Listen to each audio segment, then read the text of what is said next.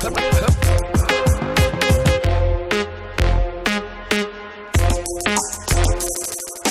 here we find ourselves at the short game, Mr. 3-0 in Ryder Cup. So we're going to lean on you for a little bit of advice for what we're going to need to do in a game that we call choke. This game is designed to put you under some stress, always a good thing because you know you're going to feel it on the course. You got to train the way that you're going to play. You want to feel those emotions. So let's talk a little bit about the mechanics of the game, how to set it up, and then I'm going to lean on you, like I was saying, on how to get through this game. All right, so we've got 6 cones set up to a target radius that, as always, dial it in per the skill of your junior. If it's 10 feet, it's all good. If they're a very skilled player, 3 feet, all good. Again, just be considerate of the skill that you're working with. So, hence the name, we're going to be playing with the amount of choke in the golf club and the amount of choke in the emotions, but again, that's to come. The most choke down, medium, and full, we'll explain that throughout the progression. Additionally, we're going to be playing with kind of the cadence of the stroke, right? From a very brisk type motion to a long, languid type motion.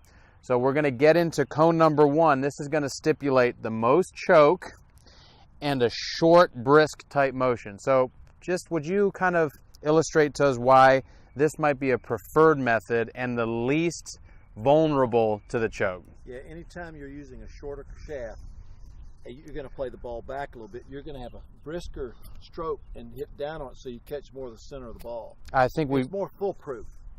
You're going to get it rolling, and you'll have better odds of getting in the circle. Predictability in the strike for sure, right? Very important. So getting set up, ball somewhat back in my stance, little brisk motion, always seems to be a good, safe strategy just right around the green. Now, how the game progresses. I am responsible for knocking 3 balls into my target window before I get to 5 misses. If I get to 5 misses, I'm out of the game. But hold on a minute, hence the name of the game. We can always go to our pressure putt, and let's talk about this really quickly. Coaches, you want to be nasty here on purpose. And is there anything nastier than a little downhill left to righter? Probably not.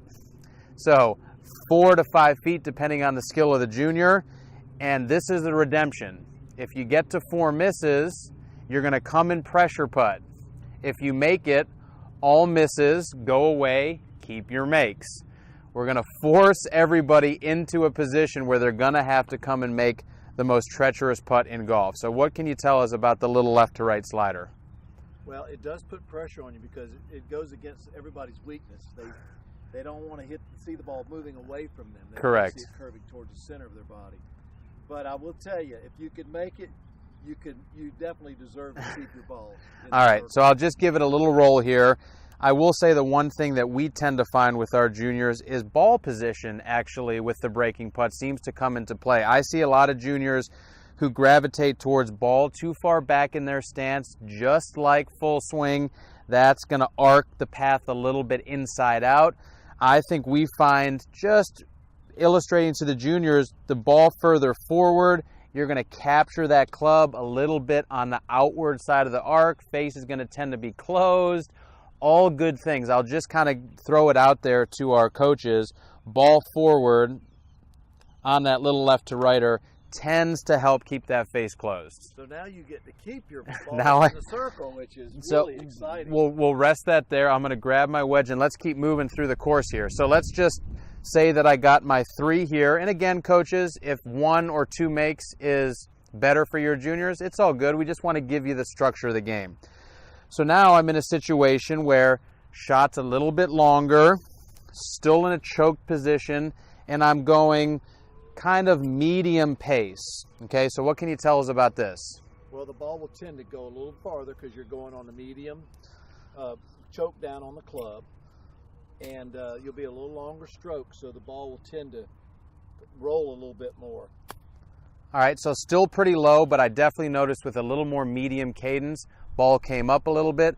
Again, really both of these pretty vanilla, pretty choke proof, but there's more to come. So this is where we want to start stressing our players out. We want our juniors to see that medium grip, medium on the club, although not necessarily strange. Now we're getting into mandatory, longer backstroke, medium cadence, medium grip. So I think we can all note this feels a little less controllable. There's some artistry here, a little higher. Talk to us about how medium, what that's going to do to the trajectory. It's going to come up higher and softer. Higher and softer. So a little longer pace of the stroke, a little longer stroke will make it get in the air. And you'll actually lose a little more compression on the ball. It'll ride up the face and get in the air. So much more challenging. And just like that, isn't that almost exactly what we're going to see? Beautiful. A higher shot, but although it was a good shot, look at the difference. I mean, that's almost making our case for us that it was a good shot, but the percentages are starting to dwindle, maybe not in our favor. It's a hard shot. So the specifically designed, the game is supposed to get harder as you go along. More pressure putts, more opportunity to, we don't want to say the C word, to choke. Okay, let's keep moving one more. So now, as the game stipulates, this will be the last shot at medium, and now I'm almost getting to above shoulder height. This would be the procedure for obviously even higher shots. Talk to us about maybe application. This almost starts to feel like a bunker shot, maybe. Anytime you're trying to really lob it, it's going to be a longer, more open club face. And you always hit down on it with the back of the club. You start to use the back of the club, so it really gets in the air. And hits, let's roll. Beautiful shot, Richard.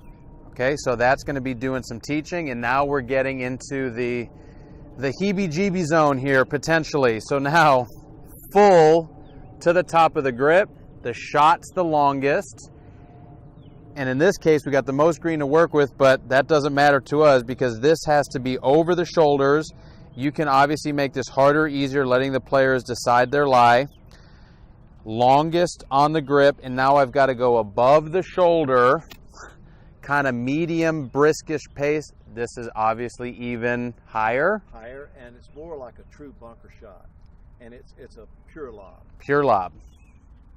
Brisk, no choke, up in the air. And again, that's going to make our point. It was just in, but still, man, I can almost feel those nerves. If I've been playing this game for 15 minutes, I've hit 3 pressure putts. This is what we want in our better players, right? Let them feel those butterflies, right? I'm sure you felt some of those butterflies on Sunday at the Ryder Cup. To just give us maybe some insight as to what's the best way to kind of calm that jitter, especially... Well, you'll always know that when you're choking, you get a little bit anxious. But I will tell you that if you can take a deep breath to relax, take a diaphragmatic breath from your diaphragm, you can relax and bring the best that you have to the forefront versus hitting it with anxiety. So, and isn't that nice where you as the coach, again, whether you're experienced or not, you got an opportunity to do some mental stuff while you're training. I mean, you as a coach who's supervising juniors playing, you should be talking emotions. Emotions are a part of the human condition. They're a part of golf. They're a part of any sport. I think having them absent from the training environment is a disservice to everybody. Yeah, and winning always comes down to putting. So if you can make a tough left to righter, you're on your way to playing some really good golf. I love it. Let's do the last one here, and this is where we're going to see maybe some broken hearts, but also some triumph. This is our extreme kind of Freddie Couples, super languid, infinite opportunities to kind of let the gun go off here, so to speak. This stipulates full swing, slow motion, gravity drop, flop. Safety here, coaches. Let's make sure that we don't have any juniors or people or cars or anything else in the background. Have this in a safe environment. You're going to see some kind of iffy shots here, but again, if they've invested 20 minutes and they can pull off this shot, you know they got nerves of steel. You do, and they're not moving all over the place. Their interesting point. Stay there, so they'll know how to find the bottom of their swing. And they're not going to find it by moving their sternum a lot. So I'm going to give this a try. For teaching them finding the bottom. Super high, no choke, lob shot. And that one was just fine. I'll take it. I'll tell you what, a little nervous under the gun. Good training for me. I certainly feel like when I go play golf, I'm going to be feeling really good in my medium, not feeling like I have to hit. But isn't that exactly what we want? Training harder than we actually need on the golf course. Choke, one of our absolute favorites. Thank you so much. And one thing's for certain, if you can do this, you'll be a top player.